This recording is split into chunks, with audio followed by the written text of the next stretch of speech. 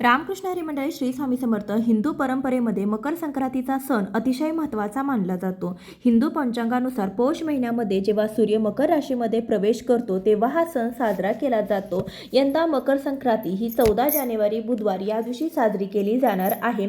आजच्या व्हिडिओमध्ये आपण संक्रांतीच्या दिवशी जेव्हा आपण सुगड पूजन करतो तर सुगड पूजनाचा मुहूर्त कोणता आहे, शुभ मुहूर्त कोणता आहे, या दिवशी कोणत्या काळामध्ये आपल्याला सुगड पूजन करायचं नाही, व्यवसायाला आपल्याला कधी जायचं आहे किंवा बुधवार दिनांक 14 जानेवारी 2024 याबद्दलची सविस्तर माहिती घेऊया. पौष कृष्ण 11 रोजी दुपारी 3:06 सूर्य हा मकर राशीमध्ये प्रवेश करणार आहे.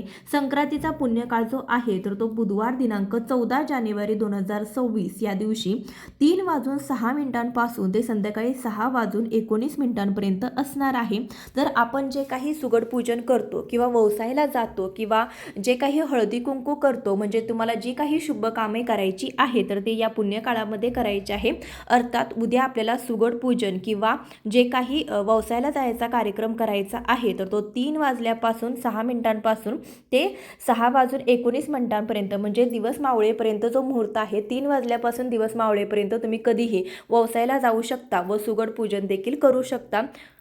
प्रत्येक दिवसामध्ये काही काळ शुभ तर काही काळ अशुभ असं असतो. जो काळ अशुभ असतो त्या अशुभ काळाला राहू काळ असं म्हटलं जातं. तर उद्याचा जो राहू काळ आहे तर तो 12 वाजल्यापासून ते 1:30 वाजेपर्यंत असणार आहे. तर या वेळेमध्ये आपल्याला कोणतंही शुभ कार्य करायचं नाही, म्हणजे या वेळेत आपल्याला सुगड पूजन करायचं नाही किंवा हळदी कुंकू किंवा जे काही आपण व्यवसायाला जाणार आहे तर ही कामे आपल्याला या राहू काळामध्ये करायची नाही. त्यासाठी 3:06 ते सूर्यास्तापर्यंत तुम्ही व्यवसायाला जाऊ शकता. मकर संक्रांतीच्या दिवशी सूर्याचे उत्तरायण सुरू होते. कर्क संक्रांतीपासून ते मकर संक्रांतीपर्यंतच्या काळास दक्षिणायन असं म्हटलं जातं. शास्त्रामध्ये उत्तरायणास देवतांचा दिवस असं देखील म्हटलं गेलेलं आहे. मकर संक्रांती ते रथसप्तमीपर्यंतचा काळ हा पर्व काळ मानला जातो. या काळामध्ये कामं विशेष स्वरूपामध्ये फलदायी ठरतात असं देखील म्हणतात. धर्मशास्त्रानुसार मकर संक्रांतीच्या दिवशी दान, जप, तप, धार्मिक अनुष्ठान करण्यास अतिशय महत्त्व आहे. सुवासिनींना नवे भांडे, वस्त्र, अन्न, तिळपात्र, तीळ, गूळ, गाय, घोडा, सोने किंवा भूमी याचे दान करावे, म्हणजे आपल्या क्षमतेनुसार दान करावे. मकर संक्रांतीच्या दिवशी सूर्योदयापासून सूर्यास्तापर्यंतच्या काळाला पुण्यकाळ म्हटलं जातं. या काळामध्ये तीर्थस्नानाला विशेष महत्त्व दिलं जातं. शक्य असल्यास गंगा, यमुना, गोदावरी, कृष्णा आणि कावेरी या नदीकाठी स्नान करावे. या ठिकाणी स्नान केल्यास पुण्य लाभते असं देखील म्हणतात. पण नदीकाठी स्नान करणं शक्य नसल्यास घरी स्नानाच्या पाण्यामध्ये गंगाजल मिक्स करून त्या पाण्याने तुम्ही स्नान करू शकता. सोबतच चिमूटभर तीळ देखील टाकावेत. मकर संक्रांतीच्या सणाला सुगड पूजन म्हणजे मातीचे छोटे मडके लागतात. सुगडांना हळदी कुंकू अर्पण करून सुगडामध्ये गाजर, बोरे, ऊस, शेंगा, हरभरे, तिळगुळ, हळदी कुंकू इत्यादी गोष्टी भरल्या जातात. पाटाभोवती रांगोळी काढून पाटावरती सुगड ठेवले जातात. सवाशण स्त्रियांना वाण म्हणून देखील सुगड दिली जाते. तुळशी मातेला आणि स्वतःसाठी देखील सुगड ही ठेवली जाते.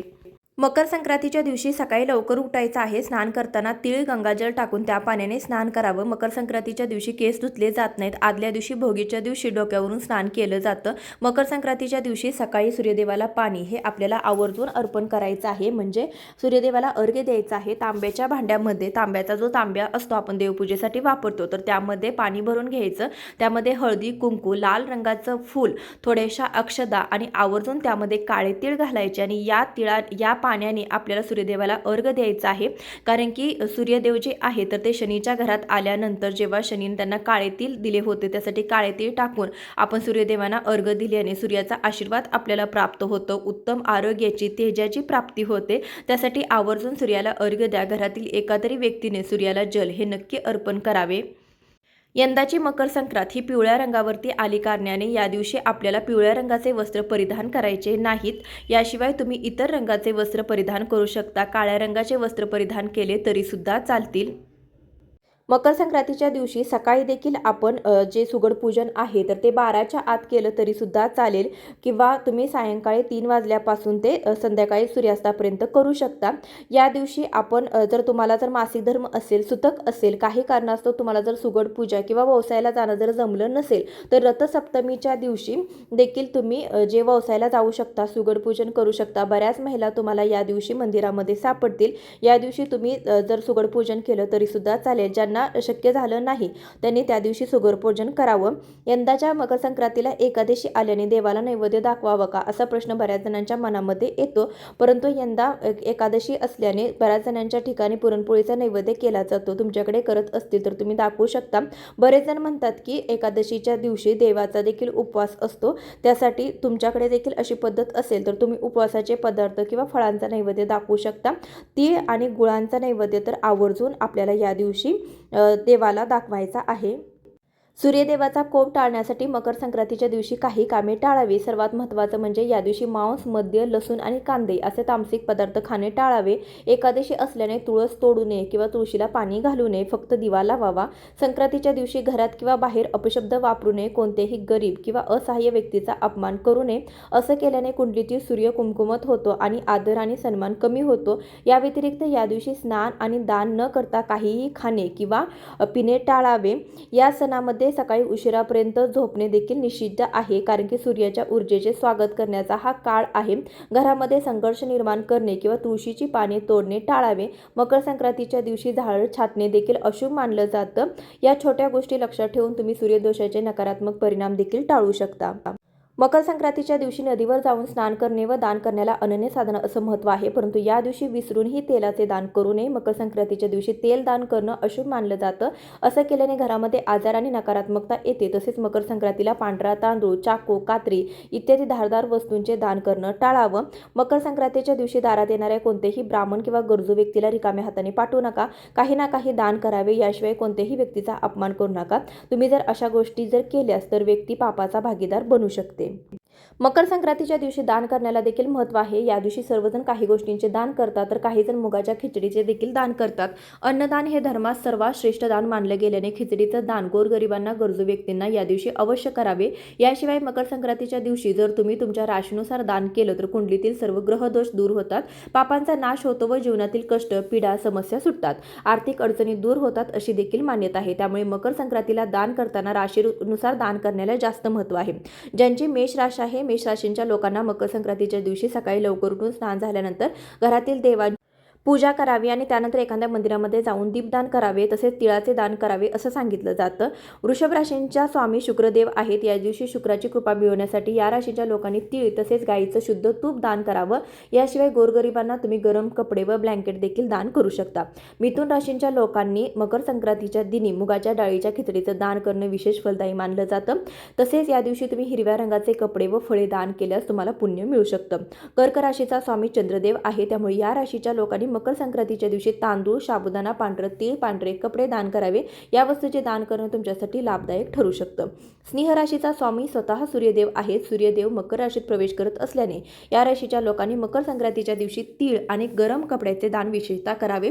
त्यामुळे सूर्यदेवाची कृपा प्राप्त होते आणि आरोग्य देखील चांगले राहते. तसेच आयुष्यातील सर्व पीडा देखील कमी होतात. कन्या राशीचा स्वामी देखील बुध ग्रह आहे. त्यामुळे कन्या राशीच्या जातकाने मकर संक्रांतीच्या दिवशी विशेषतः उडीद डाळ, तांदूळ, खिचडी, तीळ, गरम कपड्याचे दान करावे. हे दान केल्याने बुध ग्रह मजबूत होतो व कृपा प्राप्त होते. तुळ राशीचा स्वामी हा शुक्र ग्रह आहे. मकर संक्रांतीच्या दिवशी पुण्य मिळवण्यासाठी या राशीच्या लोकांनी तिळाचे तेल, कापूस, पांढरे कपडे आणि आपल्या सामर्थ्यानुसार अन्न आणि धन दान करावे. यामुळे जीवनामध्ये सुख समृद्धी येते व शुक्र ग्रहाची देखील कृपा मिळते. वृश्चिक राशीचा स्वामी मंगळदेव आहे. या राशीच्या लोकांनी मकर संक्रांतीच्या दिवशी गंगा स्नान करावे. गरजू लोकांना खिचडी, ब्लँकेट, गुळ दान करावा. यामुळे मंगल दोषाचे निवारण होते, सर्व संकटे दूर होतात. धनुराशीचा स्वामी स्वतः बृहस्पती देव आहे. मकर संक्रांतीच्या दिवशी पुण्यफळ मिळवण्यासाठी या राशीच्या लोकांनी तीळ आणि चण्याच्या डाळीचं विशेषतः दान करावं. यामुळे गुरुग्रहाची कृपा प्राप्त होते, आयुष्यामध्ये सुख आणि समृद्धी येते. मकर राशीचा स्वामी शनिदेव आहे. त्यामुळे या राशीमध्ये सूर्यदेव प्रवेश करत आहेत. त्यामुळे या राशीच्या लोकांनी मकर संक्रांतीच्या दिवशी तीळ आणि ब्लँकेट दान करावे. मकर संक्रांतीच्या दिवशी गरजू लोकांना खिचडी बनवून खायला द्यावी.